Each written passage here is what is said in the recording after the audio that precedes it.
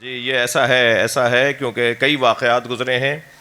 آپ لوگوں نے نام سنا ہے حوزہ علمیہ قم کا، جو اس وقت تشیع کے دو بڑے مرکزوں میں سے ایک مرکز ہے قم۔ قم کے جو مؤسس ہیں وہ حضرت آیت اللہ العظمیٰ عبد الکریم حائری ہیں۔ بالائے سر جب بی بی معصومہ کے آپ زیارت کو جائیں گے تو بالائے سر بی بی کی سرہانے کی طرف جو بہت بڑا ہال ہے، بہت بڑا ہال ہے، اس کے اختتام پر کہہ لیجئے یا اس کے آغاز میں کہہ لیجئے، وہاں قبریں ہیں بزرگوں کی، فقہا کی، مجتہدین کی، مراجع کی۔ آیت اللہ برجردی کی قبر وہیں ہے، آیت اللہ صافی گل، آیت اللہ بہجت کی قبر وہیں ہے، اسی طرف آیت اللہ مطہری کی قبر وہیں ہے۔ بہت بزرگ بڑے بڑے نام والوں کی قبریں وہاں ہیں۔ ان میں ایک قبر ہے آیت اللہ عبد الکریم حائری کی قبر۔ آیت اللہ عبد الکریم حائری کو ملک الموت نظر آ گیا۔ نجف اشرف کی زندگی تھی، ان کا دم پیروں سے نکلنا شروع ہوا اور بس کچھ ہی دیر رہ گئی تھی کہ انہیں پھول کی طرح خوشبو سنگھائی جاتی اور ان کی روح ان کے ناک اور منہ سے باہر نکل جاتی اور وہ بالکل ہی اس دنیا سے رخصت ہونے کا ان کا اعلان ہو جاتا۔ کہتے ہیں کہ میرے سینے تک میرا دم نکل چکا تھا، میں ملک الموت کو دیکھ رہا تھا، وہ مجھ سے محبت کے ساتھ پیش آ رہا تھا، مجھے کوئی تکلیف نہیں ہو رہی تھی، میرے ہاتھ پیر کھینچ نہیں رہے تھے، مجھے کوئی اذیت نہیں ہو رہی تھی، مگر مجھے یہ یقین ہو گیا تھا کہ یہ فرشتہ مجھے لینے آیا ہے اور میں اب کچھ دیر کے بعد اس دنیا سے جا رہا ہوں۔ کہا سینے تک میرا دم نکل چکا تھا کہ اچانک آواز دی گئی کہ حسین ابن علی آ رہے ہیں، اور ایک نورانی کرسی میرے سرہانے لگائی گئی اور اس نورانی کرسی پر حضرت امام حسین تشریف فرما ہوئے۔ میں نے کیونکہ میرے پیروں میں دم نہیں تھا تو میں اٹھ کر احترام نہیں کر سکتا تھا، میں اٹھ کر استقبال نہیں کر سکتا تھا، تو میں نے حضرت سے معافی طلب کی اور میں نے کہا مولا اگر میرے پیروں میں دم ہوتا تو میں آگے بڑھ کر آپ کا استقبال کرتا، مجھے آپ کی زیارت نصیب ہو رہی ہے، آپ میرے سرہانے آ گئے، اس سے زیادہ میری عزت اور کیا ہوگی۔ میں بس آپ سے ایک التجا کر رہا ہوں کہ میں نے سوچا تھا کہ ایک بہت بڑے علمی مرکز کی بنیاد قم میں رکھوں گا، مگر میری زندگی وفا نہیں کر رہی اور یہ ملک الموت مجھے لینے آ گیا، تو اب میری ایک آرزو تھی جو پوری نہیں ہو سکی،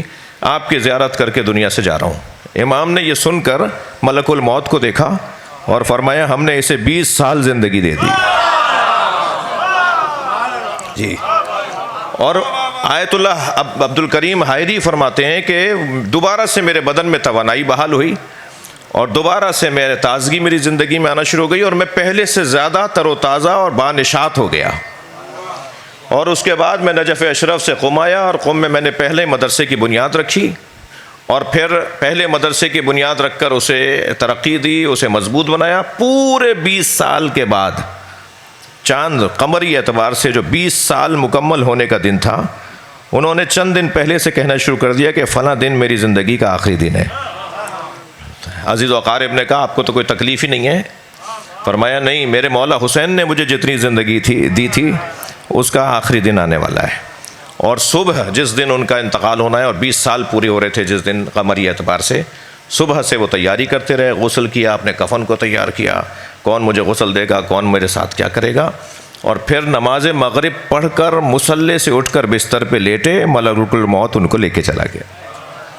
تو ایسا ہو سکتا ہے کہ اگر ہم قربتاً اللہ صلوات پڑھ لیں محمد و آل محمد، ہم اپنے مولا سے معاملہ کر لیں کوئی، اور بہت ساری مثالیں میں نہیں، آیت اللہ جو ہے شیخ توسی